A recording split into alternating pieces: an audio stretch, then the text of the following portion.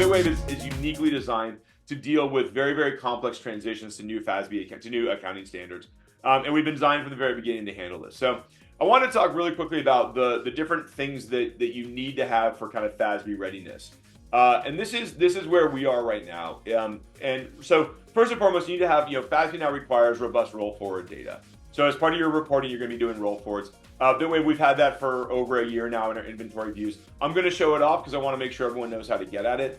But this is already built into Bitwave. You obviously need to have inventory data with cost basis. That's super easy. We've got some great features for that in Bitwave, both as you segregate your inventories more and more, and as you don't. Whatever you need to know, we have a lot of capabilities there. Now, you start to get to some of the trickier stuff. So first of all, you need to have asset by asset revaluation, and you need to have the ability to sort of do segregation between wrapping and wrapped tokens and unwrapped tokens. So first of all, that means that not everyone is going to be treating every single asset as fair valued or impaired. We're now in this world where we have a hybrid model for this. So I'm going to demonstrate how we handle that in Bitwave. It is completely seamless to be able to do different valuation models on different valuation methodologies on different assets within your organization.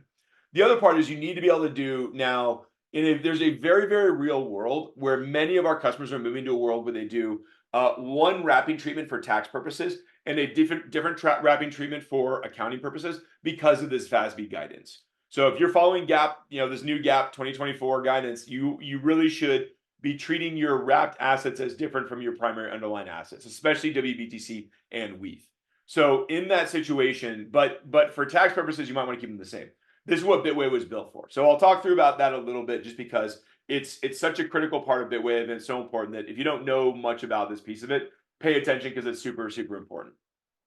I'm going to be demoing all this in a second here. The last piece here is restricted token tracking. So this is a feature we've been working on for the last few months. It's we'll have it out in time for our next quarterly release here. It's a hard feature because tracking token vesting schedules is not hard. That's easy. It's a chart and stuff like that. But that's not what our customers want. Like, our customers don't just want a pretty chart. Our customers need us to help them with the really complex models for how to actually do the deferred revenue, the deferred cost basis pickups, any sort of interesting things you can do with inventory recognition, inventory ignoring. That's been the really, really tricky part. So we've been working hard to make sure that we have a incredibly robust accounting module that covers all of the deferred module treatments you might need to do restricted token tracking. That gets into like just how we look at the world. Like we don't do, when we release something like vested token restricted token tracking, we don't do it haphazardly. We do it so that you can do the correct accounting.